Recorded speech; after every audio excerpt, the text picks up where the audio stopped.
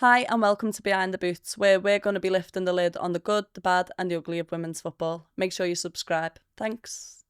So, Shep, thanks so much for coming on today and doing this with me for the first time.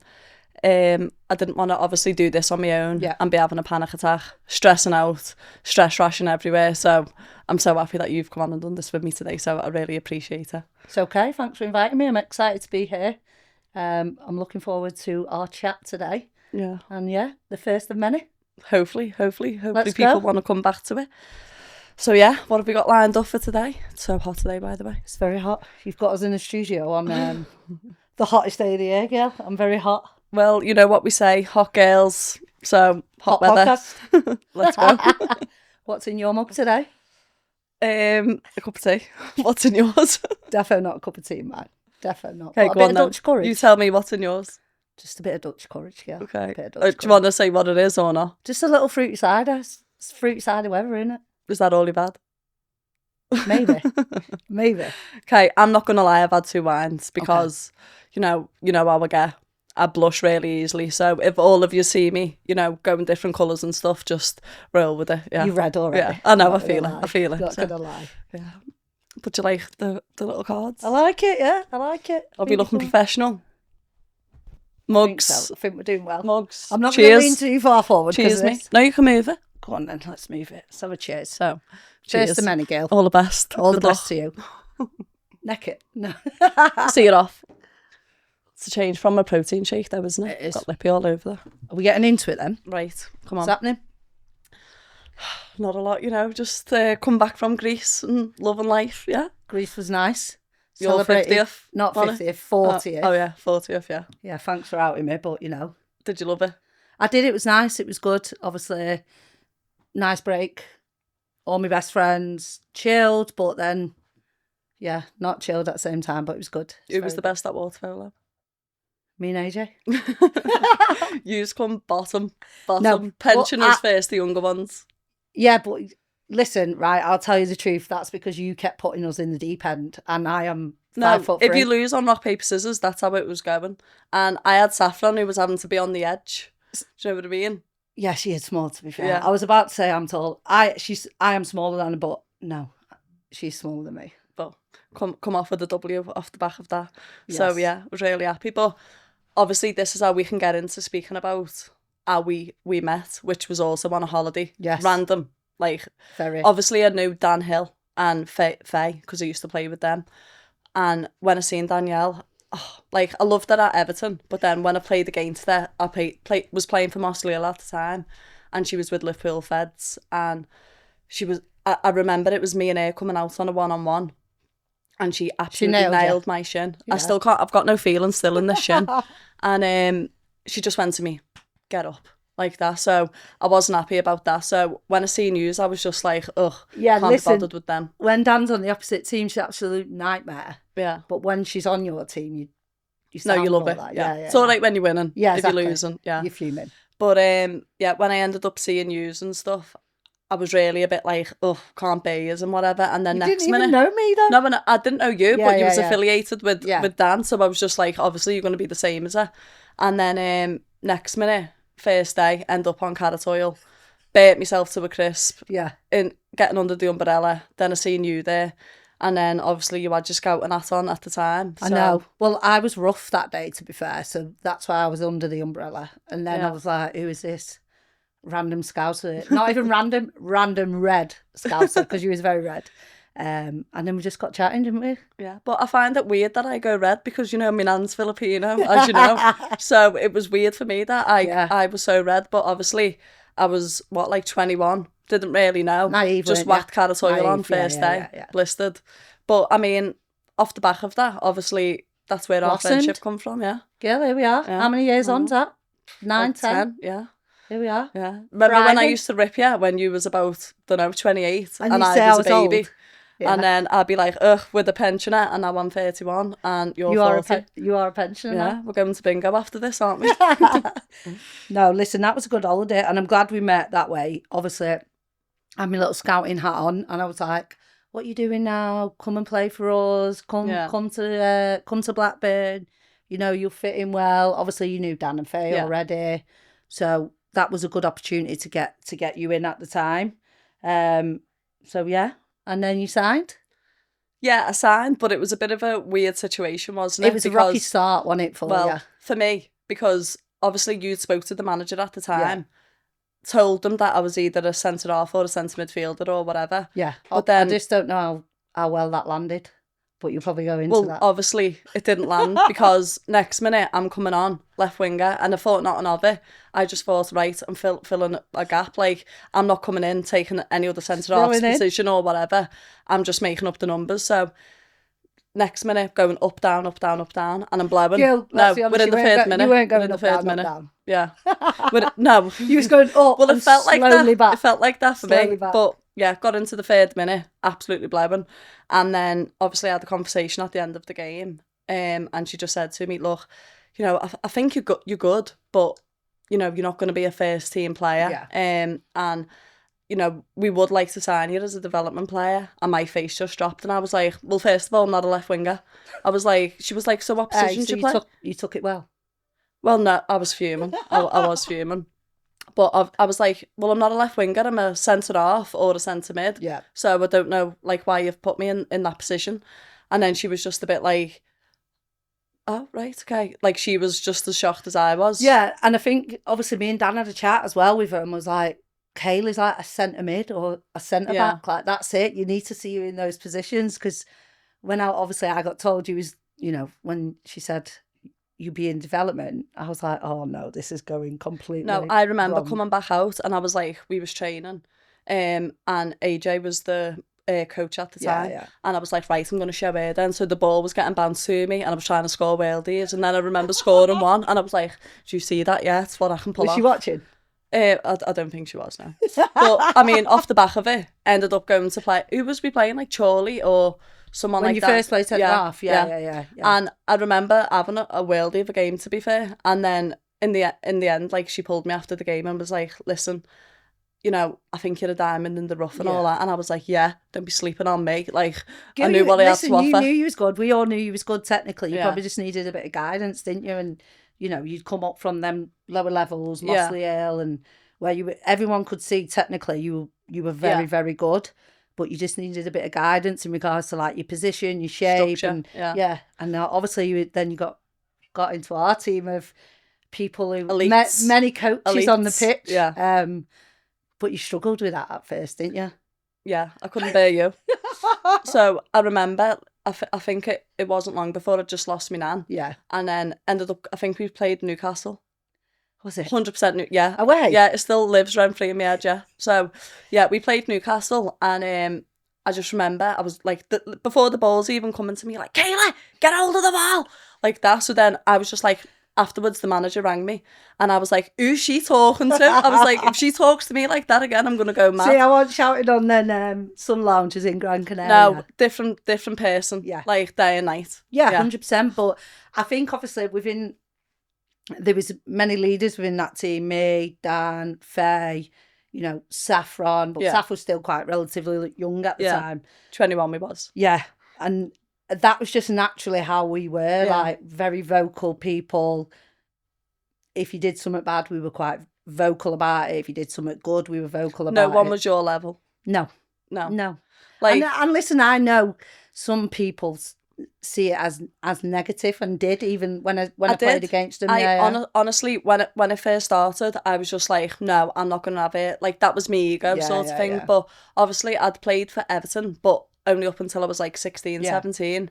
Then, like, I felt like I lost the love for football a little bit, so I dropped down a league, ended up going to play for Mossley Hill, which, you know, I really enjoyed at the time. But at the time, it was myself who, like, I held accountable in terms of standards and stuff. Yeah. So when I left them, and then I've come to Blackburn, to then be playing with people who've been at Man City, Everton, played in World Cups for England, you know, even you with Ireland and whatever, it was a different, like, ball game. Like, so obviously now, when I think back, like, obviously at first, I was, like, fuming, like, hated you and stuff, but then obviously when you retired, the difference in like standards in terms of, you know, just even training, you know, always you was like on it, like, from the beginning. Yeah. Whereas then in the end, it was just like this.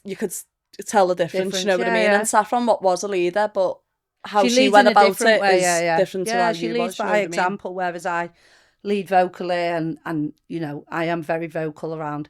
Even the standards we had, I held the managers to a same account as the players. If the balls weren't pumped up enough, if the bibs weren't washed.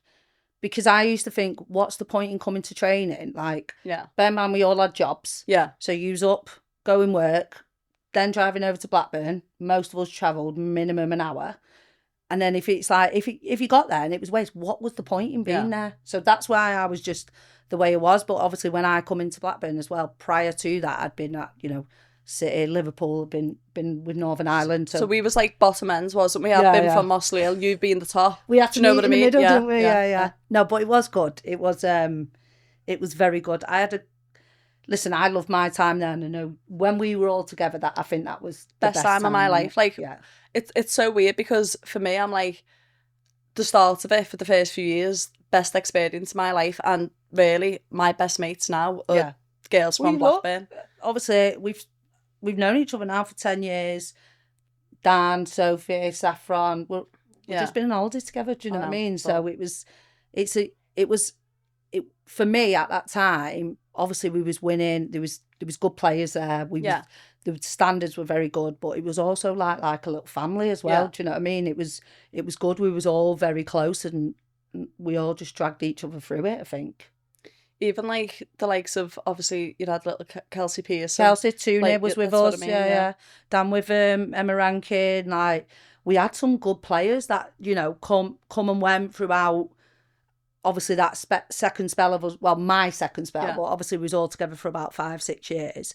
We had some really good players, and we was the best club in that.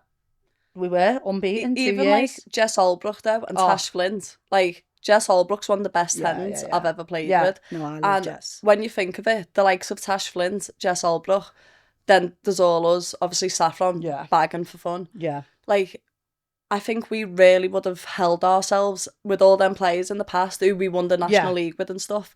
We would have competed good in the Championship. In the Championship, probably 100%. That first year, like, obviously when and you'll probably go into it a bit, but, you know, there was changes, weren't there? Obviously, I retired and stuff. Yeah. But on that, it was a slog, wasn't it, getting to the slog. Championship. Oh, girl. So basically what happened was, first year, smashed it, didn't we? Yeah. First year. Did we go unbeaten? No, I think the first year we got beat. The second year we went unbeaten, and I think the third year we went unbeaten. But we won the treble, quadruple. Yeah, within those years, we probably won about 12 trophies, do you know what I mean, over a 3-year period. I was buzzing because I went from Mossley Hill, not winning nothing, and then next minute I was like, Mum, we're going to have to get another room. Clang. Needs to be putting all these medals in here. No, it was good. It was good. But I always remember the first playoff. We played Spurs, didn't we? Just having some of my cup of tea. Yeah, go on, girl. Get that in you. We played Spurs, didn't we? And listen, they was a good team. And they were fighting to go into the Championship as well from the Southern Division, weren't they? Yeah. So they was a good team. And I remember we'd previously played them in, I think it was like the Cup. The League Cup, and they beat us at Bamber Bridge 2-1, didn't they, in extra time? And it was a good game. They had good players, we did. I think there was a mutual respect across both teams. Because really, it was like they was Southern, they was the best we in was the Northern. Southern. Yeah, they was the best in the South. Top of the table. We was the best in the North. So it was like a clash of, you know, the best. But I remember girl. Listen, we got spanked. No, we did. Yeah. We did, and they were on the day. Like, you look back, they were the best. They was team. like WSL already. Yeah. And already. we was National League. Yeah. The difference on that day. No, was they were huge. good. But although we got tonked, the party end was the best. Obviously, you weren't there, but but can you remember though? Obviously, we're playing Tottenham, not used to getting beat, no. And. You know, there was about 8-9 minutes left of playing or whatever. I think at this point it was like 3-0. Yeah. And then you just turned back to me and I'm like, we're getting beat, we're losing the playoff. I was and then you was like, Kayleigh, stop crying, get hold of the ball. No, I spun round. There was probably like 10 minutes left. Obviously, I think we struggled because there was many people in our team. We weren't used to losing, and there was young people in there. You know, Tooney, Kelsey, yous were young. There was relatively young people, so I don't think they knew how to deal with like losing, because we weren't been in them situations, had we? Yeah. And then I spun round and you're sobbing. And I was like, girl, stop But crying now. I'm an emotional Yeah, person anyway. You are but emotional, but we're on the football pitch. I know. I'm like, stop it now. I'm like, just play. We've just got to see it out. I didn't even want to touch the ball. I was just like, don't even bring it near me. No. Like, listen, they were the better team. But then obviously we went again year after, which was hard. Yeah, like trying to like recoup, get the same like group of people and everything to try and go back at it again. Yeah, knowing full well that we wasn't getting paid travel expenses, we wasn't getting paid at all in terms of nutrition. We wasn't getting supported in that way. No, listen, we was doing it for the love of the game. Yeah, at that time it was. You'd get up, you'd go to work. Everyone be in work for 9 o'clock, sometimes earlier. Yeah. Well, all right, okay, we won't talk about that. 5:30. 5:30. Then you'd do a full day's work. Then you'd drive over again. Yeah. At least an hour. Then you go into training. And that's why I think when we talked before about standards, like for me, if it weren't good training, it was a waste of time. And I used to be frustrated because I used to think, I've been at work all day. Yeah. Why would I come here to waste my time? Yeah. So obviously going again that second year, trying to get everyone to stay, trying to keep the same players. And there was some changes, I think, from memory. But I think the majority of us was like, right, Sam, let's do it again. Yeah. And then obviously that was the year we won the league unbeaten. And that was a good feeling, like, to know, like, we was the best team. And people, I always remember, like, when people used to go 1-0 up against us and they'd be buzzing. And I had no doubt in my mind, Sound let you have your 5 minutes because we will win this. Yeah. Like, and that's why, like, we had so much belief in each other. So I think, obviously, going back again that second year, won the league again, won the League Cup, I think, for the first time. Yeah, which was a I good think experience. that's the year we done the quadruple. Do you remember when you give that goal away against Leicester and then I got a pen? Can't remember that. Well, that was a good experience. I think I've got concussion, to be honest. And the club had never won the league, like the League Cup, so that was a good experience. And then obviously we go to the playoff again. This time Charlton. Second time round, Charlton.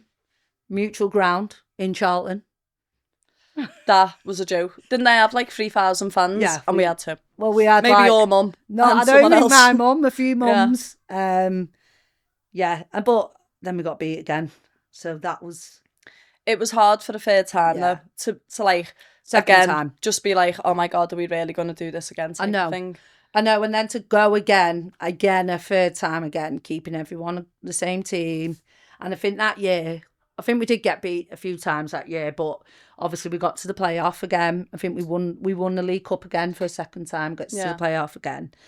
And that was my last game on it because I was retiring. Well, I knew I was retiring, like, that year I was done, like...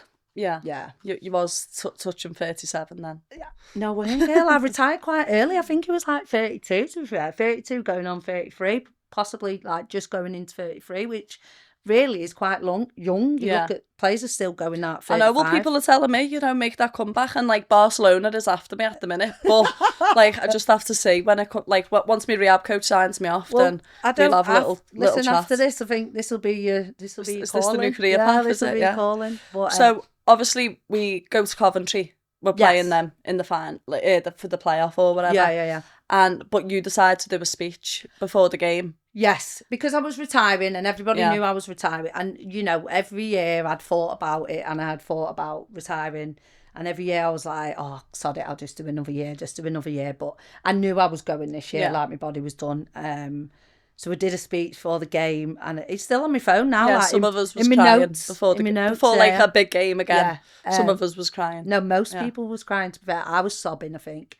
And then I remember we come out in the warm-up and the warm-up coach was like, are you all right? Like pure bloodshot eyes. What's going on? Down here. Yeah. But listen, we finally won 3-1, beat Cov, didn't we? We wasn't letting anyone take that from us that year, did we?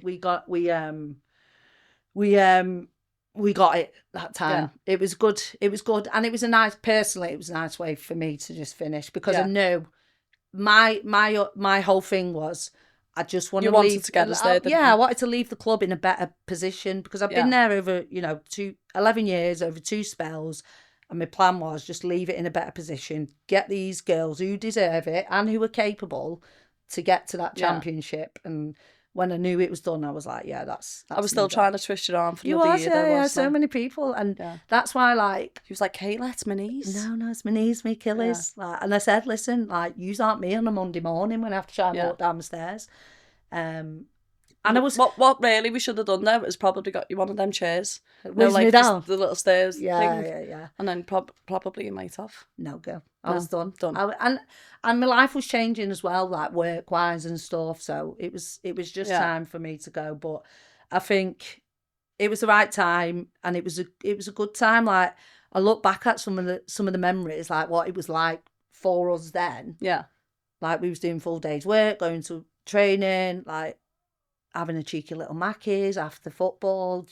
Do you know what I mean? Like, yeah. There was some mad times, weren't there? But I think, like, they're memories that we will never forget. Like, never, ever. Well, just on that, like, one of my memories is obviously Saffron, the partner she had at the time, went vegan.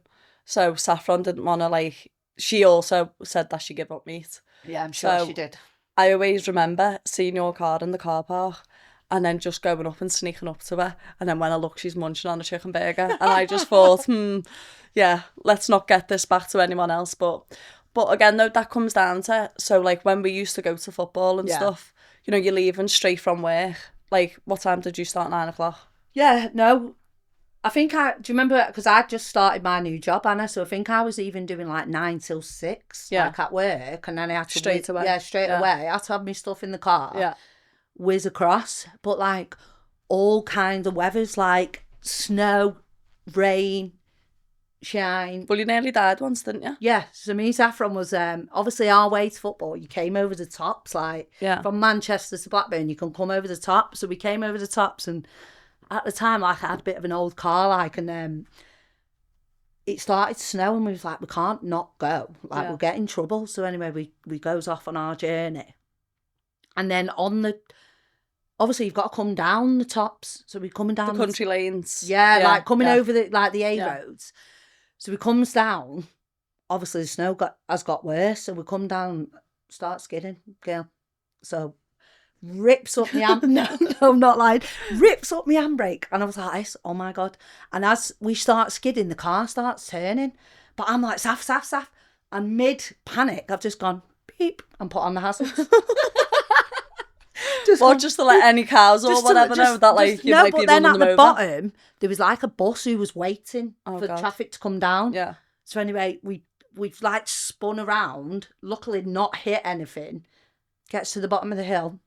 So we get a text, I went, training off. I was like, no, you're having a laugh. Like, we've just nearly died. That's a joke. That is a joke. Yeah.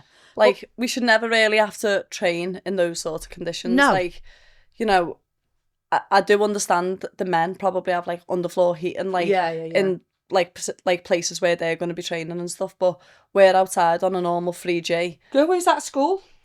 Yeah. We was at the school, weren't we? School in Blackburn on Tuesday and Thursday. But do you know what? For me, personally, and obviously everyone's experience is different in it, but for me personally, I wouldn't change it. I preferred the school. Yeah. Like, I feel like when we was at the school, we was just a proper little close family. We was all there for the same thing, which was passion. Yeah. Like, we wasn't playing for money. We wasn't doing it for any other reason, but we loved football, and the group we had, like, was unreal, wasn't it? We didn't get any money though at the time. We was at a loss. Yeah. We all were, because everyone was travelling. Petrol. And, you try and come with a friend, or, well, not a friend, but, somebody who played on the team. Yeah. To share the load. Yeah. But everyone was at a loss due to the travel, but no one cared, and that didn't deter people from turning up. Yeah. And you turn up, let's be honest, Tuesday, Thursday, 7 o'clock, like clockwork, rain. Yeah. Every and Tuesday, we never even used to have rain jackets or joggers. Like, so we was like frozen. Yeah. So, like, I mean, I'm not the best. Well, I didn't really like doing the warm up, but like in like those conditions, bloody hell, I couldn't wait to sprint or whatever just to get a bit warm, because we didn't have any, like... You couldn't wait to sprint, but you was never out for the warm up, girl. I was getting a massage. All the time. You and Saffron would never, ever be out. I'd be like, no, these two are taking the mick now. I'd be like, no, get them out. And I was obviously... Maybe we used to play on that a little bit, though, because we annoy... you'd always be messing inside. Yeah. And you'd be thinking... Scaring people. Yeah, just going to wind Shep up now. Yeah. And I'd be like, what the hell? Like, where are they? But no, listen, I personally, you know, I look at the game now and it's amazing how it's progressed and all the fabulous things that all these team gets. But me personally, I wouldn't change my experience. No, like sometimes it's more than money, isn't it? Like with what we've now got, do you know what I mean? That can't be bought, that sort of friendship. But obviously for us, we transitioned over from playing out of school. Yeah. Now went over to the STC. When you was in the, so when you moved to the championship, obviously. Yeah. You've then gone to the STC. And what was that like? Preferred the school. So to me, I felt like we were strangers in our own like sort of like environment. You know, we're meant to be One Rovers, like club, whatever. But when we was there, you know, even little things like the men would be in the gym. Yeah. They was like, no, you have to wait in here until the men come out type of thing. And I was like, considering we're meant to be One Rovers, it's a little bit, you know what I mean? Like for me, get us interacting. Do you know what I mean? Let's find out more a little bit about each other. And then when you obviously, you know, that's when I chose to retire. But what was you still working, or was you not having to work at that time? No, 100% having to work. So yeah, a normal working week for me. So Monday 5:30, I'm up in work for 6:30. What time? 5:30. Like, well, tell the people at the back. But yeah, and it was like, so it'd be Sunday. Just played. We could be playing in London. You're coming home, getting home 11:30, 12 o'clock at night, and then you're up 5:30 for work Monday morning. That's your rest day. But in that time, you haven't been able to do any of your washing because you could be doing night stays or whatever. So you're gone for the weekend. Then it comes to Tuesday, you're training overnight. So again, 5:30 up, finishing work at 4 o'clock, then leaving straight away to get to training. Then you've got to pick something up to eat that quick in the garage. Then you get there. Go to make a coffee, get told you're not allowed to even use the men's coffee machine anymore because it's for the men. So in the canteen, literally was just going over, making a nice, you know, little latte one or whatever, and was getting told, no, we can't do that anymore. So the next day we come and there's just like sachets for us, but the men can have the nice coffee. You get the dregs? Yeah, literally the unfiltered, what you wouldn't want. Like that's what we was getting. So it was so... Like, it's such a shame, though, to hear that. Yeah. Do you know what I mean? And obviously, when I used to hear this from all yous, it's hard to hear because we work so hard to create that opportunity that you would have hoped the club probably would have supported it a bit more. 100%.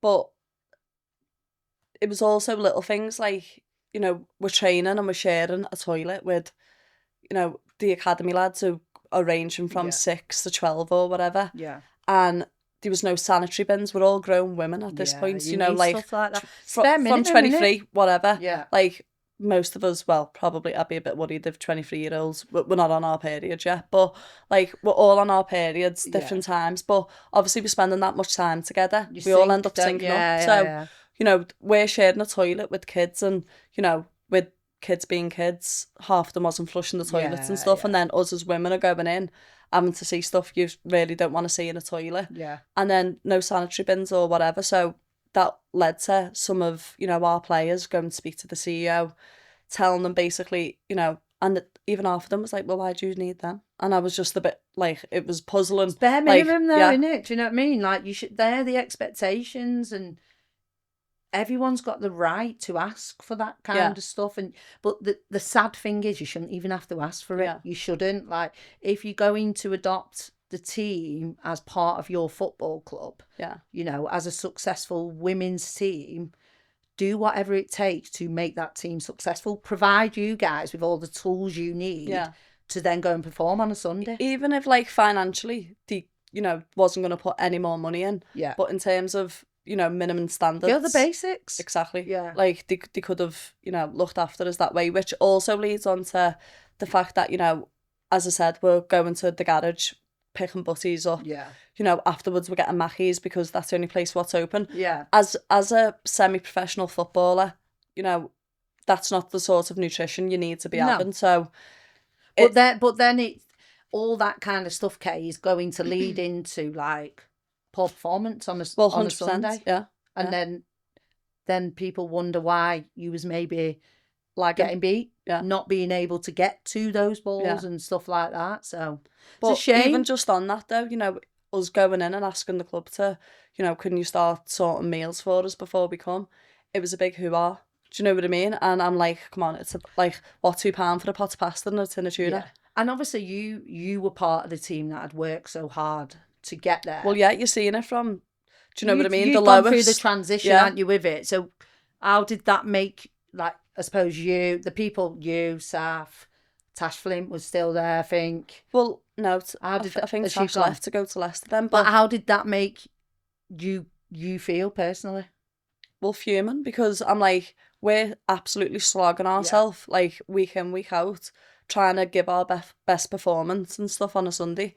And then when you're getting, as I said, the bare minimum, we're getting told, okay, well, we can give you one meal a week, which is on a Wednesday.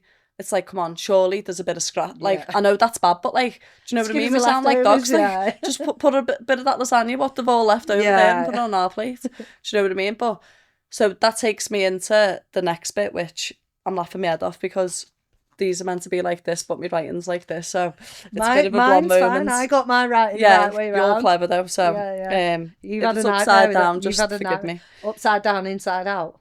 Yeah. So leading on to the next bit for me is obviously, you know, been playing for Blackburn for years, loving it, playing more or less. I was a solid starting 11, wasn't I? You was. And then when we went into the championship, was loving it. It was a new challenge. Can you remember us playing Lewis? Oh no, you wasn't there, sorry. So we went. Gil retired? Yeah, no, you did, but in my head you were still there. But so first game, Tash Flint comes on, scores against Lewis, and I'm like, we're gonna smash this. Got to half time, second half, got beat 5-1. And I remember crying on the coach on the way home, and like the manager come and spoke to us and was like, "What?" And I was like, "Oh, we just need loads of new play." Like, I think I got a few text messages like, "Can you come back? Can you come back? We need you back." And I was like, "No, leave me alone." Like I'm not. But you started playing five-a-side at that point. I'd started playing fives, but I was never ever. That's why I stayed away for so long though, because like I couldn't even come and watch us because as soon, especially if you were struggling or. You know, I felt like, oh, they need me, they need my help. My natural reaction is sound. Let's go. Yeah, give me my shin pads, let's go. But yeah, go on. Sorry, you lose. So, yeah. So anyway, ended up going through, loving it. Played for them for, you know, a few more years and stuff. But then I just felt like... There was a change for you, weren't there? I feel like it went from, you know, a family... like sort of environment to it's now a business. And I feel like when money got involved, it's like they stopped seeing us as humans and just started like only seeing us as like not a material object, but in that way a material object. Like it's like they didn't care about us anymore. Do you know what I mean? It's like you're easily replaced sort of thing. But that's where, you know, it's sad to hear that because, you know, by getting the best out of people, you need to treat everyone as an individual and as a human. And people need to know what makes you tick, Saffron tick, you know, the next player tick. So to be, you know, to hear that you were treated just like objects is really sad, really. For me personally, that might not apply to everyone, but I can only go off my own experience. 100%. And, you know, I felt like when the more money got involved, the more power got involved in terms of, you know, they was dismissing you a little bit more because they was like, well, you're easily replaceable. So do you know what I mean? And that's what... There's probably not enough stuff in place for clubs that go through that transition. Because people aren't... That's first for all of you, players, management, club, going from, you know, a day-to-day club where people train Tuesday, Thursday to then transitioning into a semi-pro team. Obviously it sounds like the right stuff wasn't in place. No. You know, whether that be from the club, from this the is staff. where I think women's football is way more behind than the men's in that sort of thing. So anyway, it led on to me. I picked up an injury, ended up having an impingement in my ankle or whatever. So I wasn't in the squad regularly. But even when I was going to training and stuff, you only had one S&C coach, one physio. So you've got a physio who's dealing with, you know, people's soft tissue who've just been Yeah, playing yeah, matches and 16 stuff. of yous. And then you've got the S&C coach who's, you know, like got everyone outside the warm up or whatever. So I was rehabbing me impingement like on my own. Yeah. So when you've been in work all day and you're like, this is stuff I can just be doing at the gym at home. But Yeah, obviously you're contracted there, but got to go over, haven't you? exactly. But with that, that's where I think like more staff should be there to be able to support the people who are going through rehab and stuff, which wasn't there at the time when I was there. Yeah. So obviously it's not nice when you've come from playing week in, week out and stuff, and then you feel like, I don't know about you, but, well, don't know if you ever have been benched to be fair, but when you don't feel a part of the team, even though you're a part of the team sort of thing. Obviously I was benched, but probably not many times because I just do the manager's head in. So, Yeah. So they probably play me more than, but no, it does. I think any injured player goes through those feelings of, you feel left out, you do, and although you are part of the team, it's just like you don't feel it because you can't do anything to contribute. So I think, you know, the way you was feeling is probably naturally. Well, I feel like that was just the start for me sort of thing, but obviously I was going through, like, you know, as I said, working full time and stuff like that, and then I never knew why, but I started getting really depressed and I couldn't put my finger on why I felt the way I did. And like anxiety was through the roof. Like, but for me, my like not safe place, but the place where you can go and just let yourself be free and stuff. Me release, that's the word I was looking for. Brains. But that was like my little bit of a release. So when I was going to football, driving there, I'm like depressed. Like on some days I'm crying because I'm like, I'm shattered. Get there, you straight away you're thinking, I don't want to go. Well, yeah, and then afterwards you've not trained well. Again, you know, people like they're setting up for how do you want the week to look in terms of the starting 11 and stuff, and then you're not a part of that. And then, so how long was you out for in this period of your ankle? Probably most of the season, but that's when I started like feeling the way I did. Yeah. And then I always remember, so I started feeling the way I did, and then it was getting worse. Yeah. So I spoke out to the general manager at the time, and I just said, like, I think I need a bit of help. Like, I'm really struggling and stuff. And we didn't have any like mental health supporters, like support people on like within the staff or anything. But we had a safeguarding officer. Yeah. But to me, a safeguarding officer wasn't really qualified. Giving me what I needed, sort of thing, because I didn't know why I felt the way I did. They're not qualified to be giving you that kind of information. Yeah. I don't know. Obviously, listen, I'm not an expert in that field, but surely you've got to have, you know, some sort of qualification that can help. Obviously, people are always there to listen and try and guide you, but you know, you probably needed a bit more, didn't you? Well, I did, because, as I said, like I was feeling like that was my release, but then I was coming home worse. Yeah. And then it just kept happening and happening and happening. And then I felt like my mental health was really deteriorating. Yeah. And then it led me to like one day we had training, and I knew I didn't want to be there. Like, I had really bad anxiety and stuff, and then I wasn't going to go. And then last minute I just thought, I've got to, because I'm contracted to these hours. I can't not go, sort of thing. So then I ended up going, and then there was another player who hadn't trained all week. He was ill. And anyway, the manager at the time ended up pulling us, so me and her, in front of everyone, and making us debate to each other why one of us should be in that squad, because she thought you could only have 14 people in a squad and not 16. So I was already riddled with anxiety and stuff, and I couldn't go at my teammates and like try and pull out flaws in each other as to why we think. You shouldn't have to do that, and that's not in your character naturally to be able to do that, and you shouldn't have to do that, right? That nobody should put you in that position. That's what they're paid to do, to make those types of decisions. Yeah. And then I just remember saying, listen, put her in the squad, because I just thought, I can't handle this. I don't want to deal with it. I was so embarrassed. Like, all the girls are watching. Like, it was, as I said, anxiety was through the roof. But at this point, I'd been speaking to the manager for a few weeks, if not months. And I was just saying with to your her, like, struggles. Well, yeah, because I just felt like I didn't want to be here anymore. Do you know what I mean? And I just remember getting off, going home to drive home. And I'm driving home, putting my foot down. Like, I knew I wasn't going to do anything stupid, but because I was so angry and hurt, because obviously when we've played in the playoffs and stuff, I knew how hard the manager took that like, you know, defeat and whatever. And I used to reach out because I genuinely cared, because it felt like we was friends sort of thing. So I used to always reach out and make sure that she was okay or whatever.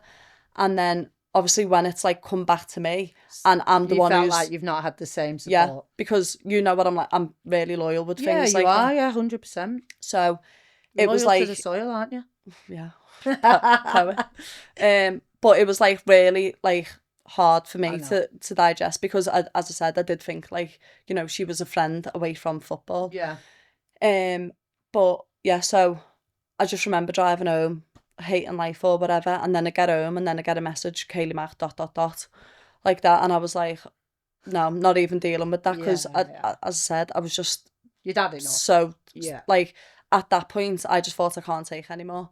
So end up going home or whatever, and then it was Saffron the next day was like, girl, make sure you come tomorrow, you've got to, because even if you wasn't in the squad, you still had to go on the bus to support them and stuff, and I didn't want to let the girls down, like, you know, most of them are my mates 100%, type of thing. and it's not them that's put you in that position, and you know, it never is it, with, you know, football, it's not the team. No. So anyway, I can't remember who we ended up playing, but coming home on the bus, the manager ended up like coming to sit next to me and stuff, and she just said to me, I got it wrong. And I just thought, if you knew how I felt the day before, and how, you know, luckily for me, I knew I wouldn't do anything, but I was at that point where I did feel like that I didn't want to be it anymore. 100%. Like, to be in sorry, that, though, like, sorry, I got it wrong, could have cost someone a life. Yeah. Do you know what I mean? And that's where like I've got so much hatred towards, like, not her, because I don't feel like she was maybe shown, and this is where again I think like things like this need to be put in place, where, you know, staff need to be supported in terms of dealing with people who are going through these mental health struggles. And that's what I was saying, like, it doesn't sound like the club had the tools, all the training, all the support in place, whether that be for staff, general managers, players. It just felt like maybe there wasn't enough of that in there, which has obviously led to your experience. And, you know, looking back on it now, people probably think the same way you have this experience, she'll have an experience as well. Do you know what I mean? But it just sounds like there was not enough in place for to support you all within that transition, and it must be hard because, like I say, going from 2 days a week at school to then try and be in a 4 or 5 times a week. a semi-pro. But I also think semi-pro though, area. at the same time, you know, you're a manager, you're also a human. Yeah, you're human. And you know the difference between someone who's struggling, who, if you say something is really going to push, because I wasn't shy with my feelings. No, like, I know. I was really open. Yeah, you're open. Even all the players was aware of, you know, how you're an open I book was when feeling. it comes to that kind of stuff, aren't you? You are. Yeah. But, you know, you're asking for support, and it's really sad to hear you've not been got supported. it. Yeah. And then it also leads on to things like, you know, in terms of finance and stuff at the club. Like, so obviously, as you know, a few times that when we was putting in applications and stuff to go into the championship, we got the knockback because we weren't ready. Like, the club were not ready to back us financially. Yeah. But like, even I think you had to have like certain things in place for like your centre of excellence and stuff like that. But I think they were in a strong position from that respect, because it was always, you know, you look at the players that have come through the centre of excellence.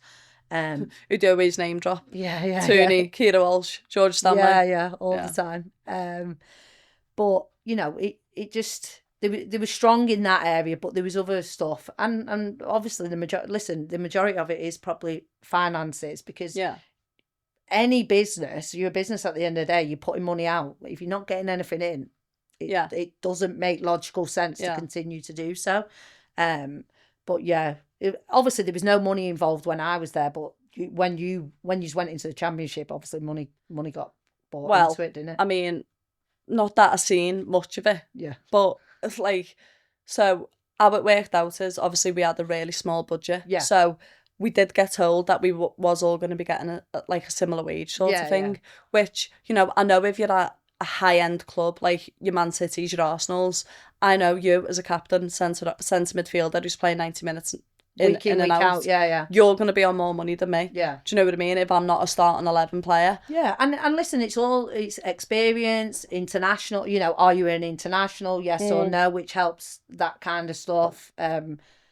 All different things like that, but it's obviously yous were pretty standard, weren't you? All well, yeah. The pot was split as such. Well, that's what it was meant to be like, but obviously, like, well, not obviously, but personal, like, players did have personal relationships, like, with staff and stuff like that. So half of the time, a budget was getting based around a certain, like, few players or whatever. Do you know what I mean? So for Saffron, for like instance, captain, top goal scorer, scoring week in, week out. Like, set piece, like, is that even a word, set piece? Like, I don't know, Sean Penn's, she's on free kick, scoring worldies against Liverpool. Well, you just, set piece sounds good, go with it. Yeah, set piece, new word. Hashtag. Is that even still a thing at 31? Girl 40, it's probably even. Well, 40, 31. But yeah, like, scoring week in, week out or whatever. And she was only on £500 more than me. Yeah. And I'm just the centre off. Do you know what I mean?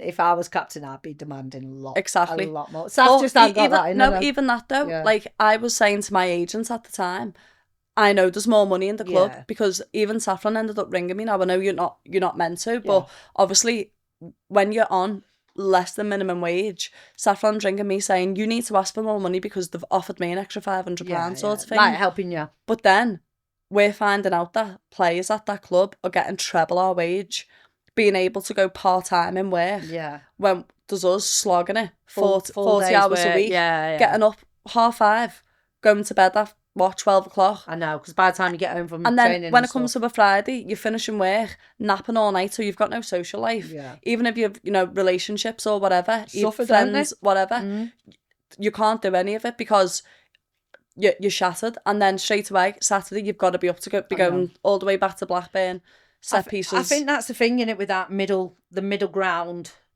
where you're not pro, you're not in the Northern Division. But you're signing a professional contract. But it's like they want, and I can say this because I don't play. I've been retired for a while. They want the standard of do this, do that, be here at this time. They want all that, but they're not willing to give you that kind of money that will allow you to do that. Even like, we used to go to like the disabled events and, go to schools and meet the kids or whatever. And like, I've travelled to Blackburn 5 times in a week. Yeah. And then they're asking that as well. And I'm like, but that's in the contract apparently, that you should be doing that. And it's like, so really when you think of it, you've £20 to go for me anyway. Yeah, from Liverpool. To Liverpool. Yeah. 5 times a week. So, well, is it? 100. Yeah. So Tuesday, Wednesday, Thursday. Yeah. Saturday training, Sunday a game. Yeah, fine. So, yeah. And then if you're doing that on top, like... You're barely scraping even, probably. Well, you're not, because you're getting butties and mackies. Veggie chicken burgers. Yes, you still got an out going for your food. Yeah. So, anyway... Moving on. Listen, the thing is though, they're all experiences, aren't they? And I know there's, for you personally, there was a lot of negative in that kind of period for you, like, but there's a lot of there's experience there's lessons that have come out of it for you 100%, as well. Yeah. And to be fair, like some of the things I've achieved has come from Blackburn. Like my best sporting moments have been from Blackburn. Same. And obviously meeting all yous, like, I'm like, I can't thank the club enough for bringing me to use, you know what I mean? But our little Gran Canaria holiday. I know. Top scout, yeah.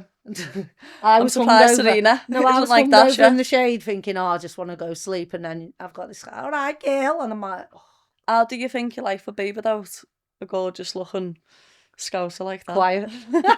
Yeah. No, it'd be boring. It would be boring. There's some good experiences, amazing. Some, like you say, all my trophies, even medals, whatever they are, all from Blackburn. I've got some. Remember your medal, top Mona? Yeah, top Mona. But yeah. Just that quick though, can you remember when we played Huddersfield? So basically what Right, happened was... Are you going to get I'm into going that? there. Okay, I am okay, going there, okay. yeah. Go on then. So we're playing Huddersfield. The most... No. No. I'll give my version, then you give yours. Go on then, okay. So it's a bobbly pitch. Yes. Bobbling everywhere. It's like them little rats or ferrets, whatever they are, what go in the holes. So it was like that all over the pitch. So the ball's coming to me, off Dan as well. Sometimes it's coming to your kneecap or whatever, and she's like, well, you should control it. Like, she was a blamer. She'll be ready for everything. Yeah, well, exactly. So she's like, well, your hip should be open. Well, just whack the mic, fuming. Let's hope she's not on here, because you're having her. I know she's going to come on and tell it. No, so anyway, before the ball's even coming to me half the time, you're like, Kayla, because you're just wanting the ball, right? Yeah. So I'm panicking because you shout loads, so I'm scared of you. So I'm passing the ball to you. Yeah, it was going to your eyebrow and it was going to your ear and things like that. But, you know, I was so panicky. You had me shook. Like, listen, let's be honest, right? You played with me long enough by that time to know, before you've even got the ball, I'm like, Kayla, give me the ball. It's scary. It's not scary. You are scary. So anyway, my version of No, I've not finished. So you're going to get your version. No, Dan's you can version, do yours. and then the truth.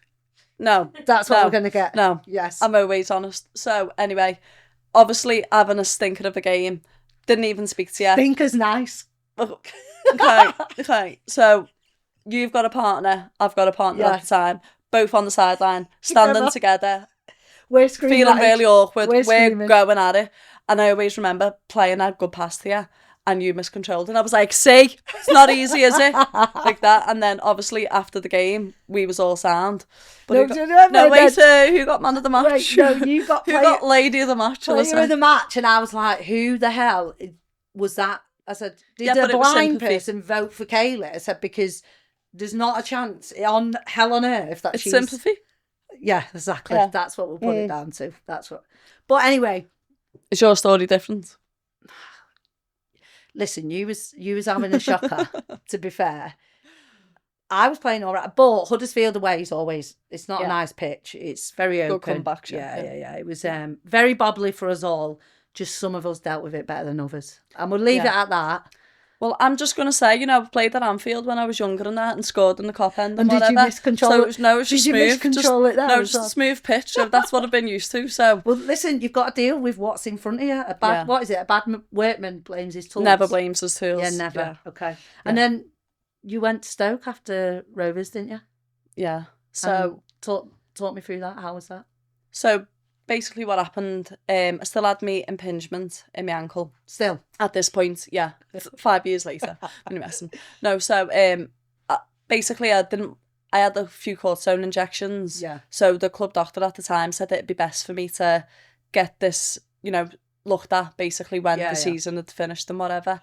So anyway, season's finished. We're actually on holiday in Marbella, and someone come away with us at the time who was staff at Blackburn, and basically said that, you know, he was trying to think of ways of how not to be paying for the operation and stuff. So that's my head battered, like, on holiday or whatever. So when I went over to Stoke, they're turning around and saying, well, listen, if, you know, they're not going to pay for it, we'll pay for it because we really want you. So you're going in there thinking... I'm thinking, oh my God, I'm like the Messi of Stoke. Like, I thought everyone wanted me, do you know what I mean? They was buzzing. Honestly, they was buzzing to have me, and I was like, right, they're telling me I'm getting paid this. I'm getting paid way more than I was at Blackburn. Must have been that same person who voted you for man of the match. Well, I think they thought I was Alex Greenwood, to be honest. I think there was a bit of a mix-up.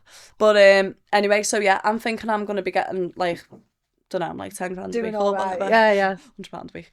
Getting the Mackies after training. Big Mac though, not even a Happy Meal. Okay. So anyway, goes there, gets told, like, you know, we want you. Yeah. So if they don't do it, we're going to push for it. You know, you're insured. What they were saying to me is they really wanted to strive to get it in the Championship. And that's why I'm like, the facilities was unreal. In terms of your kit getting washed. Remember, we used to have to wash our own kits. Like, my mum was fuming. Yeah, but you smell lovely. Week in, week out. Big up, Helen. Yeah. Big up. My mum now, I had to wash my own. Otherwise, you getting a sock missing, like, short, going purple when they get orange. Remember that orange kit? I love that kit, actually. So, anyway, yeah, at Stoke. Red carpet treatment, basically, right, yeah. I thought, bloody hell, like, on the back end of my career, probably come to the best club. Yeah. So, yeah, you're medically covered, but at the time I was gullible. I didn't have an agent at this point and stuff, so I basically got just a basic contract. In my head, I'm thinking, well, they've already offered one surgery for me, which was nothing to do with them. So, obviously, like, you know, they're gonna look after the sort of thing. Yeah, look after you.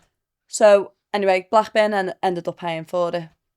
Got me surgery and stuff, and then I've signed for Stoke. Started rehabbing with one of the physios and whatever, and then started playing football again, which I can't lie, I was really enjoying. Just bit of like less pressure. I was only training twice a week or whatever, so it was time for me to just like really get back into just enjoying it sort of thing. And then just one day went to Burnley playing on the Lancashire. I know, because that was familiar to pitch, us. We've been playing on there. Won a few trophies on there, hadn't we? Yeah.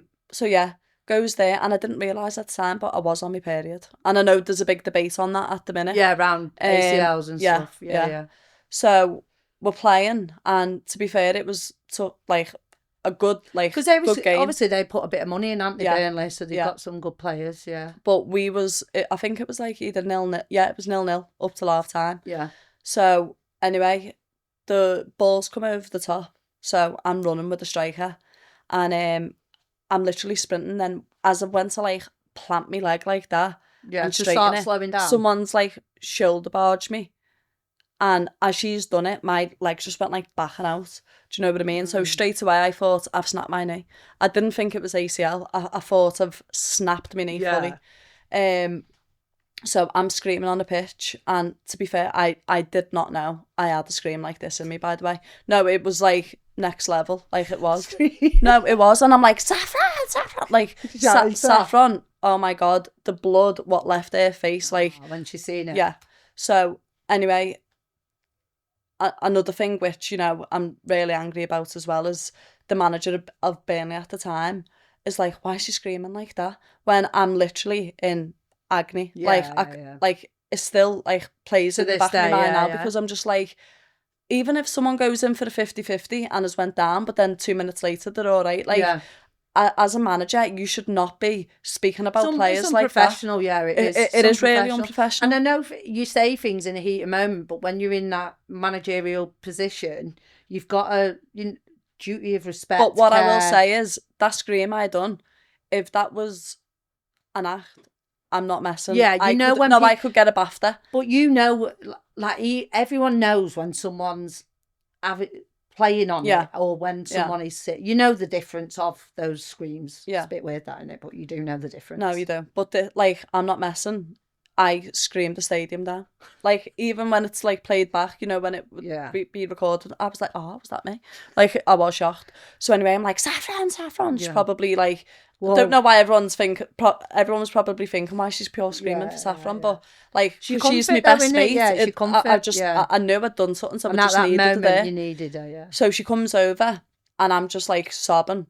They come over with gas in her or whatever, but even that wasn't doing anything for me. Nothing. So next minute, Saffron's having gas in her because she's having a terrible time. Like, she needed it more than me. I know you two love to do everything together. No, if I've done my ACL, she done hers. Like, she was literally like going for it, and she was like, and then 2 minutes later, she come off because I think her head was gone. I'm not surprised having gas in her when you don't need it. Well, no, I mean because her best mate was getting stretched off the pitch. But it was probably because she was like having the gas in her. Getting lightheaded. Yeah. But do you know what happened to me? So I'm getting stretched off the pitch. Yeah. And if someone's getting stretched off the pitch, you know it's serious. Yeah. And people clap for you. Yes. Yeah. I got yellow carded. What referee would do that? I don't know, but he was getting assessed at the time. And I hoped he lost. Still, I hoped he failed. But even the person assessing the referee would know it's not required. That is not needed. I know there's like probably a rule book. I understand that, but like there's. But I want to know what I done. Like, I was just running. I was literally sprinting. Facing the goal as well. Facing the goal, literally sprinting, and our legs, however she's shoulder barged me, our legs have got tangled, and then yellow carded. I mean, I didn't have to pay her, so. Well, listen, you used to get one for your mouth, so at least it went for that. Yeah. But you know what's weird? Like, obviously, all the years I've been playing and stuff, never hurt anyone. Like, Yeah, I know. like, you know, intentionally type Yeah. thing. And in that same year of me playing for Stoke, I went in on a 50-50 with some girl and snapped the tibia and fibia, like, in a knee. And then you hurt No, yourself. yeah, but before that, when she done it, I was devastated. Yeah, I was yeah, messaging. yeah. I couldn't sleep because my head was battered. And then in that same year, I have obviously done my leg, which, you know, so basically I went into after the game, Yeah. goes into like wherever, speaking with the paramedics and whatever. And, you And know, did you get taken to hospital or what I happened? didn't get taken to hospital. Okay. I had to get a lift to hospital. What do you mean? So basically, obviously, if it was a man, Yeah, you'd be in an or ambulance. exactly, you'd be getting taken in an ambulance. The ambulance at the time said we can't cover that area. So yeah, Oh my to all the God. way to Liverpool. Yeah, which Because you needed to go back to well, Liverpool as such. yeah. So obviously I've drove my car there, and I was like, well, I was my car getting home sort of thing. So Saffron ended up getting me to the hospital, met Yeah. my mum and stuff there. But I knew in my own head I've Something done bad. serious And damage here. what specific, like, obviously now, you know, I look back to when you did this and you was, again, not in a good place. It Yeah. was hard for you. What did you do, like, specifically? Can you? So what happened was I went for the MRI, Yeah. which Stoke paid for, like, quick off the bat. Yeah, They nice. paid for Yeah. that, to be Girl, fair. So that red carpet back out. well, yeah, but it was rolled up really quick. But so obviously went there, got the MRI and Yeah. that. But then I'm ringing up. So this is 4 weeks going on. I Right. don't know what's up with me knee. When 4 you're paying, weeks after the MRI. yeah. Well, no, after I'd done my knee. Oh, right, okay. But when you're getting private, like you get You're that in and back out, within. aren't you? It's Yeah. a quick turnover sort of thing. So I'm ringing, and the manager at the time, lovely, like couldn't have done enough Yeah, for me. yeah. Like on the end of the phone anytime I needed That's it. nice. Now, I'm not someone who deals with injuries well anyway. Yeah. But, you know, I'm off work. I don't know what's up with my knee. It's huge. Like, I can't walk. Like, Yeah. I'm stressed. You know what I mean? In work, I was only getting 10 weeks pay. So I know at that point I'm already 4 weeks in. I've got 6 weeks In a left. panic. Like, Yeah. So, and obviously I've got bills outside of football. So anyway, ended up like speaking to her on the phone and whatever, and then spoke to the general manager, which, you know, she wasn't really like helping. helpful, Yeah, supportive, whatever. And he was like, the club, we've only got one club doctor and he's on holiday. And I was like, Single point of failure, Kaylee should have said.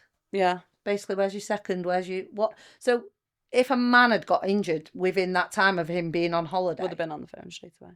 Yeah. 100%. And that's where I get so much anger from. Like Yeah. when I was dealing with them, because at that point, as I said, I knew my knee. I knew ACL. I didn't hear the pop, you know, people say you can hear the pop. But I knew I'd done worse than that.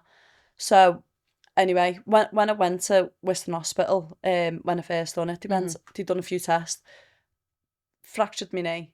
But then they went, your ACL seems fine. So I'm like, oh my God, thanks so much. Because that's a footballer's worst nightmare, isn't it? Well, luckily I got out with 2 intact. So that was time for me to knock it on the head. I should have listened to my body. Mine went when I was about 10. But anyway, so I obviously had me scan, whatever. She told you fractured your knee, your ACL, all good. Yeah. So then the club doctor eventually got back to, not me, to the staff at Stoke. Right. And then the manager rang me and went, yeah, so basically what you've done is you've only like a grade 1 or 2 your ACL, so it's not fully ruptured, so, you know, that's good news. You've done your LCL, but, you know, like, obviously she's not a medical expert, so she was only saying it how it got relayed to her sort of thing. So I was like, oh my God, I'm so happy that wasn't my ACL. Like, my LCL, yes, but that's like, it's not the your ACL's ACL. a big one, innit? Yeah, so anyway, that was that. Ended up, I was in London at the time, and I went to see someone who's like supported me with physio since I've done this. And he just had to look at it and he was like, no, I'm going to refer you to speak to a consultant, like, who's really good. He's went in and like watched them while he's done operations and stuff like that. So it's someone he recommended. Trust, yeah. So anyway, he went, but I do think there's more to it than what they're letting on, sort of thing. So Anyway, at the time, still not getting anything from Stoke. Asking to speak to the, the director of the club, whatever, getting told no. But I just really wanted them to hear me out because, like, as I said, for a man in my position who's getting paid all sorts of money, they're not having to worry about finances. No, For me, and at this point, I just decided to buy a flat. So it couldn't have come at a worse time for me, do you know what I mean? Yeah. So anyway, at the end of that, was getting nothing back again. So the manager, my manager of Stoke, said, listen, because I'm sobbing to her on the phone. Yeah. She went, I'm going to pay out my own pocket for you to see this private consultant. Just get it looked at, see what they say, and then we'll take the next steps. And that's it shouldn't come from it. I know, so nice from her. And obviously I know you still have a great relationship with her now, but she shouldn't have to have done that. Yeah. But obviously she naturally, as being your manager, probably feels a sense of care towards you. Well, she was always saying, how can you do this? Like, you need to remember she's a human being. I know. Do you know what and that's where I've got so much love for her. Like, I can't speak highly of her. Like, she's unreal. I know. Yeah. And you know it as well, don't you? Sound girl, yeah. So, anyway, obviously, still getting nothing back from the club. Now this is like 6 weeks. Yeah.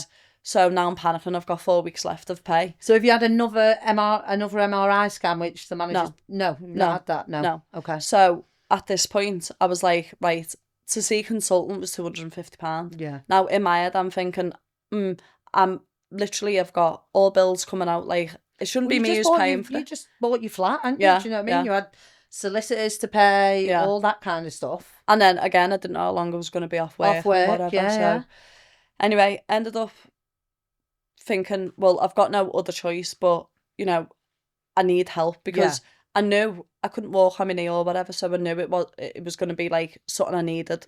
I know, we was all ferrying you around in your wheelchair for a bit. Well, that was after my operation. Oh, was it? Yeah. Okay. But so anyway, ended up having to do a GoFundMe. Yes, you did. Oh yeah. Which I was really embarrassed about. I know, and I know it was a big thing for you because pride-wise. Like, I don't even let people buy me a pint. I know. Do I? Or a protein shake? You're always like, no, I'll buy it. I'm like, Sam, go on then. But even if you buy me a drink, in my head, I'm like, I can't rest in a panic. Until, I know. So it was like really embarrassing for me to do that, you know what I mean? Especially like just how many people are on social media. It's cringe. Like, I found it cringe for myself. I know, but that's last resort. You need help there. You're on, you've tried all the avenues that you thought would be able to help you, and this is like really last resort. It was last resort. And I know it was hard for you to do that, but what a reaction from, do you know what I mean? Social media. It blew up, didn't it? Girl, yeah. I felt like Kim Kardashian. Like, my phone was pinging off. I was just like, oh my God, like, this was me. I think so many people like could relate to you as an individual and the struggles you were going through. Well, the amount of people who did message me saying they're going through the same thing, and I was just like, this is crazy that like we should have to go through this. But I'd understand it if, the likes of Mosleal, a self-backed team sort of thing. But I'm playing for a team of billionaires. I know. Do you know what I mean? Teams in the championship doing well. Exactly. So were they in championship? Yeah, but doing well. I'm not sure about. Well, but either way, the billionaire club, do you know what I mean? So 20 grand to pay for my operation wasn't dropping the ocean to them. 100%. So anyway, ended up doing the GoFundMe, which went massive. Like, I couldn't believe that. So obviously, quick turnaround. They've decided after 2 days that they're going to pay for it, but that did come off the back of the GoFundMe. Yeah. And it's shame, and I remember I wrote on it and it was so sad that you had to do that for the club to do the right thing. Like, the right thing was to help and support. When I've been asking to speak to them as well, like, I know. Do you know what I mean? And it's just sad that had to happen for them to do the right thing. But yeah, what happened next? So obviously put it up on social media and stuff, and then me Uncle Ian. Oh, Ian Wright. I know. So he ended up like retweeting me tweet and whatever. And I'm still gassed about that, by the way. Absolute legend. Retweeting me. And then he ended up retweeting it and stuff, and I was like, oh, made up, like it's probably gonna get a bit more like coverage sort of thing. And then next minute I look and I've got a DM, and I'm just like someone else, you know, saying, I hope you get Messing better around. soon. Someone with or a whatever. fake account. No, I just thought it was like someone, I was going to say a fan then, but like, you know, someone just saying like, get well better or whatever. So wait, get well at soon. this point now, who was, the GoFundMe had gone up. Yeah. The club had then retracted what they say. Only after Ian got involved. Okay. Yeah. Okay. So at this point, the GoFundMe was paying for the operation. Yeah. Right. Okay. Yeah. So then Ian Wright obviously dropped into the DMs. Yeah. Yeah, he did. And he just said to me, basically, give me your number and I'll get someone to call you and whatever. Yeah. So I ended up getting on a call with his manager, just telling him it from start to finish and whatever.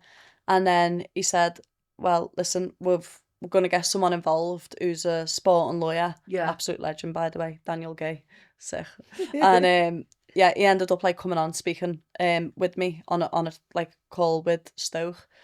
Then he said, yeah, listen, we're gonna pay for your operation or whatever. Pick where you want to go and whatever. But the surgeon I went to was based in Manchester, so wasn't that far for me anyway. Then he was like, we're gonna sort whatever you need, like, you know, your rehab, any like mental health guidance or whatever, if you want to come and do it with us. But I just lost the trust so much with them because of how they treated me. Yeah. Up until that, I've done this, and I just thought, no, I know someone in Liverpool who, I'm going to give him a shout out anyway, Alan Jordan, peak to be elite, absolute legend of a rehab coach. He's done so much for you, Annie. I'm stronger now than I've ever been before. Yeah. Like, he is unreal. So anyone who's suffering with ACL injuries or any sort of injury, he is your man. And I'm going to start taking commission. 10% Kaylee. Does he know that? Hashtag K-Mac. Does he know? 10%. No, but you will. He knows now. Yeah. So anyway, yeah, they said that they was going to pay for the rehab and everything.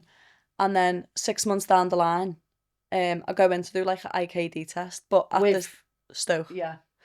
Thinking of it now, I haven't even said everything I've done, but I'll touch on that in a minute. So yeah, goes and does an IKD test or whatever, which is quad hamstring related.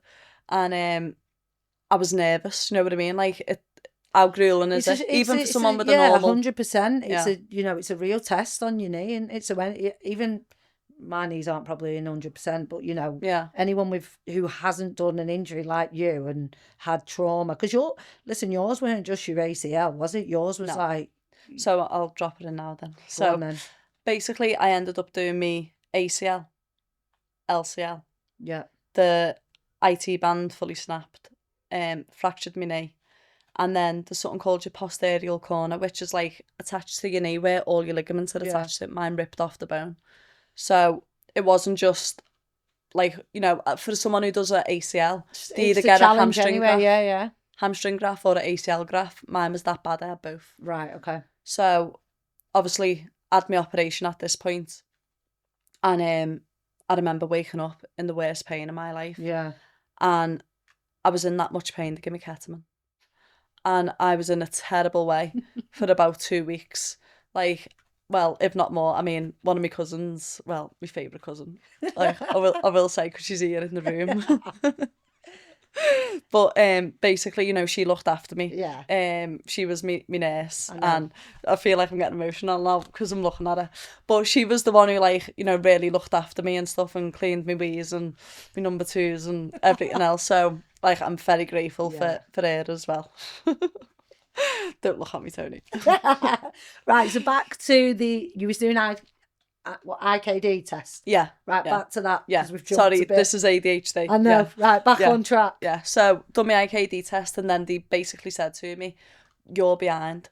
Like, you're not where you should be."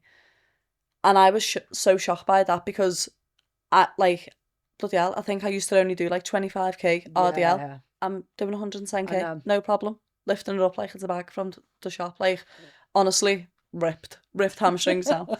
So, anyway, they just turned around and said to me, going forward, we're not paying for your rehab. Even though they agreed, didn't sign the piece of paper, which the lawyer put forward to them, but they went, no, we will agree to it. Yeah. So, after 6 months, we was away in Dublin at the time. Yes. And then literally turned around and just said to me, going forward, we're not paying for it. If you want to rehab with us, you can. But as I said, for one, I lost the trust with them, but I've already built trust with a rehab coach who's been working with me for the last 6 months. So that's who I wanted to stay with. So Anyway, ended up getting back on the call with Ian Wright's lawyer and stuff. And then again, we went in for another meeting. Yeah. And just because I knew, like, when you know what you're talking about, like, I was so passionate about getting everything out to them. And then I was even saying to them, do you know what I've actually done to my knee? And they couldn't even answer it. Like, and they're meant to be my club. And they were saying, we care for you. That's why we want to rehab you. And I said, well, if yous care for me so much, why have none of yous been in touch in 6 months? Yeah. If you really cared about me, do you know what I mean? Out. Yeah, exactly. So, and you don't know what I've done. Well, that says everything, really, doesn't it? Yeah. So then, at the end of the conversation, we got them to pay basically till the end of December. Okay. And then Ian, absolute legend, said that he'd support me in terms of for the other 6 months, which has went into a little bit longer. Yeah. In terms of me rehab. And that's so amazing, though, because, like, you've never even met him. No. He had, people who don't know you don't know he was doing this. Yeah. Like, it was very under wraps, do you know what I mean? It was just very, he was getting nothing from it. And even now, to this day, he continues to support you. Like, I can't thank him enough you, for do you that, know what though. I mean? Like, I'm so lucky that day you come across my tweet, because I do think to myself, where would I be now? Because you were struggling, weren't you? Well, Who would have helped you? You was Hence, you were doing the GoFundMe page. Yeah, absolute legend. You've been on a journey, girl. I know. But you know what's weird for me? Like, obviously, even when I'd done my knee and I've had my operation, I feel like, when you're a kid, when you're on 6 weeks holidays, like, yous was in mine every single day, and I'm thinking, I was yous doing that with work and whatever. I was drugged up. I know. So I don't know, but I know. And even, obviously, again, it was a bad time. It's always a bad time for you, but, I know, it's always me, isn't it? It was a bad time for you, but then you think back at, like, we had a good time as well in a weird way, didn't we? Like, just whizzing you around. Yeah. Off to the Dunnies, Fleetwood Mac. Yeah, we did, yeah. We had a good time there. It was a very, not humbling in that way, but humbling in terms of, like, I feel like not that I felt we could get any closer, but our friendship group just becomes so much more we all rallied round you the best we could, and, we couldn't all pay for your operation or anything like that, support you financially, but what we could do was just be there. Cheer me up. Yeah, be there as friends, make you laugh. Obviously, we didn't clean your ones and twos, like, but no, leave Tony to that. Legend. But no, it's so is that why you obviously doing a bit of this, the podcast? Well, yeah, because I just feel so passionate about our women footballers are getting treated. Obviously, the likes of England, Arsenal, all the big clubs. Players. Like, I'm buzzing, and I hope that happens across the board, sort of thing. But what I want people to be aware of is, in terms of the lower leagues, even with, like, people, clubs who have got a good backing in terms of finances and stuff like that, just to see that it's not always what it looks like on the telly and things like that. Like, on the Instagram, on the Twitter, it's not... Exactly. Yeah.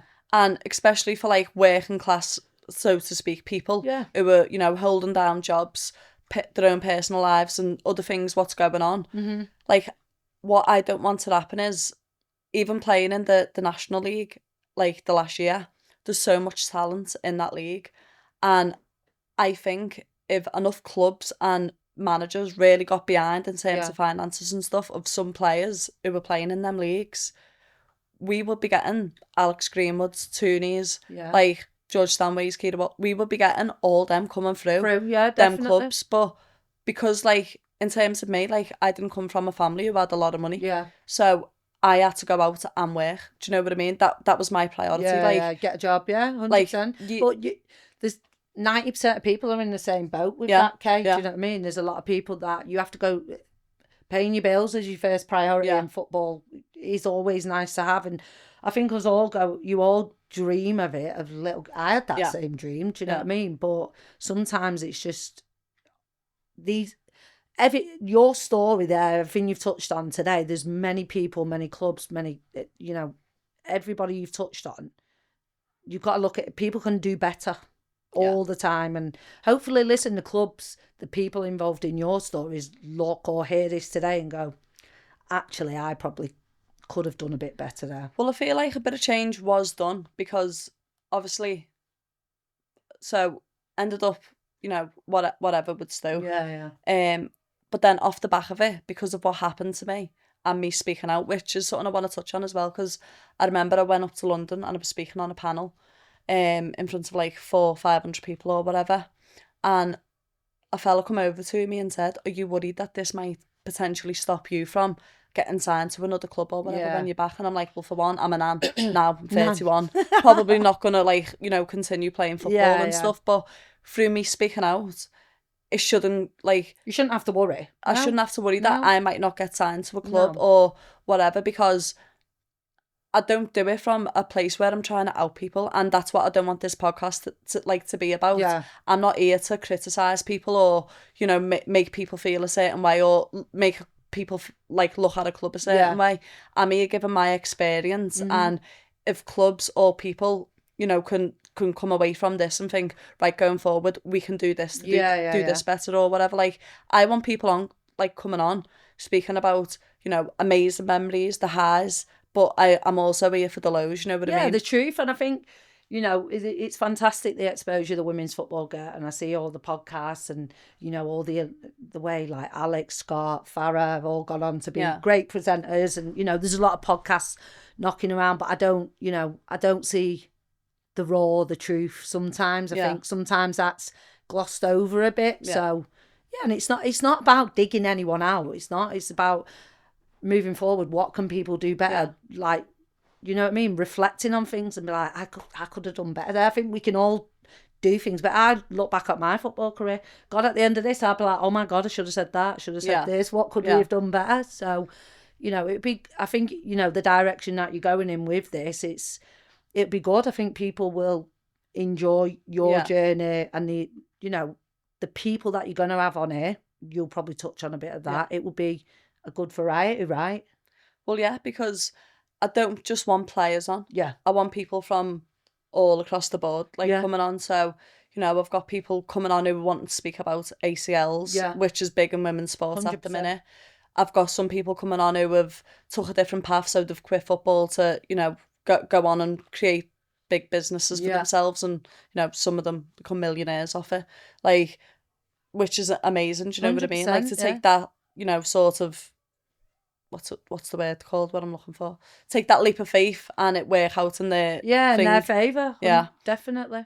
Then I've got people who are going to be coming on speaking about endometriosis, you know, what women have to go through. As I said, I know it's a bit different, but in terms of periods, I was on when I done my ACL. So just, you know, I'm wanting people, even managers, coaches, whatever, I want everyone to come on and share their experiences, and together, hopefully we can make this podcast a bit of a safer place for people to feel like, you know, they can come on and really, what's the word called, what I'm looking for? Express themselves. Yeah. I'll be on filling in the gaps. Yeah, I knew. That's why I wanted the clever clogs. Like, my slang is basic. I got an F. I got an F in English. You know what I mean? So you can fill in the gaps. No, I think it'd be good, and it's a bit of variety. It's things, you know, different things, different perspectives. Yeah. Different side of the fence. Example, you know, the guy who you do your rehab with, he's probably looks at it from a different side. He's not the injured player. Yeah. So yeah, it'd be good, girl. I know, I'm looking forward to it, but I just want to touch on something because I come across this tweet yesterday. Go on. And it's been playing on my mind, so I'm going to get it out. Go on. And I'm going to read it because, again, this is just to highlight, you know, us as women footballers, how some of us are treated. Well, ex now, yeah, retired. So say that, so give me a drink. So this is not the player, but a friend of hers. So she's basically put, sorry, but I need your help again. I'd hope to move past recent challenges, but a distressing situation demands attention. A teammate, only a couple of months post-operation, was promised full support, rehab assistance and financial backing. Now she's been informed the support is being withdrawn, she was told. The women's team can no longer access any facilities at the training ground. I'm not happy about this at all, and I've tried to fight the decision. I'll keep chasing the expenses, etc., but I'm concerned that we're not going to get anything for you. Her agent has given her the stark reality a professional club is unlikely to sign her at this stage in her recovery. This leaves her facing no income and no support for crucial rehabilitation. I'm reaching out to my network for assistance and expertise in this. Like, how can clubs get away with that? I know, and it's sad. It's similar to obviously what you went through, but again, I don't think there's enough people holding these clubs account. Yeah, 100%. they don't. There's not enough people. There's not enough people willing to speak out because they are scared. Yeah. Example: somebody come up to you and like, "Oh, are you not scared?" Nobody should ever have to feel like that. Yeah. You know, it's freedom of speech. People can say what they want. You shouldn't have repercussions, and it's not to dog anyone. It's like people are speaking out, and people are obviously saying things because they need help. Though, she signed a professional contract. She signed a professional contract, done her ACL playing for the club, and now that the club no longer want to look after them. But do you know what it is How as is well? that allowed? Do you know what it is as well, Kay? Some people don't know where they can go. Example, can they go to a solicitor's? Can they go to a lawyer? Like, you go and, you know, ask those questions. I'd be asking those questions. Can you help me? And unfortunately, you've got to do what you've got to do. I don't think people realise, though, like, when you do your ACL, you, like, okay, yeah, physically you've done your ACL, but in terms of mentally, what it does, so much worse. I've been humming and ahhing. Am I going to go back to football? Am I not? Humming or humming? What did I say? Humming. Okay, humming. But I've hum. What do you say? Humming. Umming. Umming and ahhing. Okay, I've been umming and ahhing. Humming. Whether I want to go back and play football because I know full well mentally I've not even got there yet. So if someone was to put a bad tackling on me, I'm worried that like I might take my boot off and try and swing it at their head. Like, do you know what I mean? Which isn't going to be the best thing to do, but that like I've not really dealt with it in that sort of way yet. Do you know what I mean? Whereas in terms of my leg, this is stronger than it's ever been. Like, I am sharper than I've ever been. Like, I'm like, I don't turn like a bus anymore. And do you know the like thing Ferrari. is, we talk about being better. Like, one thing that stands out for me, like with you in this, is like, my quads. No, girl. My calves. No, definitely not your calves. Oh. But the way, like, you wouldn't have ever gone and done that panel talk, right? Yeah. Because first of all, you wouldn't have put yourself out like that. Can't remember. You wouldn't have ever done any of that if you had not done your knee. Yeah. Do you know what I mean? Yeah. So, as much as it's been hard for you, it's been a crappy journey, it's been a challenge, but there's been good that's come out of it as well.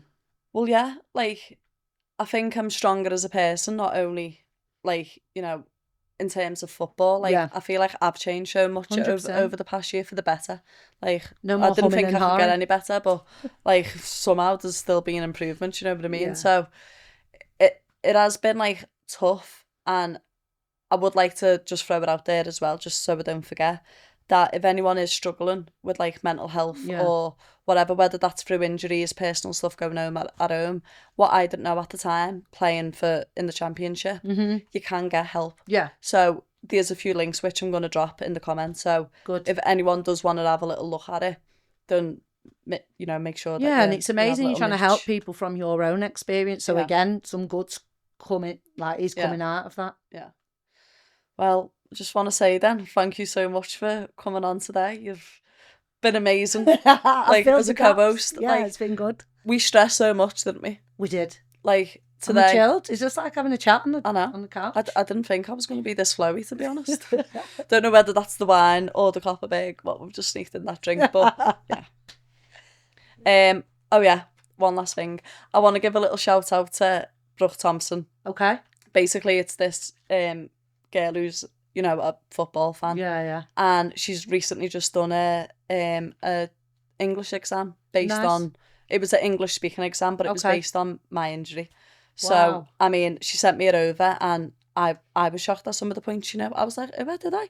Like, you know, in terms of appearances. Timeline and stuff. Yeah, she knew all my Everton history and all that, you know what I mean? Like, which I'm shocked about. So, and anyway, she ended up getting a distinction. So, yes, Brooke. Little shout out to Brooke Thompson. Well done. So, yeah. So, should we wrap it up there and go and get drunk in the sun? Thanks for having me. Hottest day of the year. But no, it's been amazing. And listen, wish you all the best. You've been fantastic. Keep doing you, girl. Thanks I'm so proud much. of you. And I just want to say, for anyone who's tuning in, you know, looking at this on YouTube, listening in, or, you know, watching it, Thank you so much. I really appreciate it. But keep sharing it. Let's spread the word and, make a change for everyone. Peace out. Bye. Let's go and get drunk.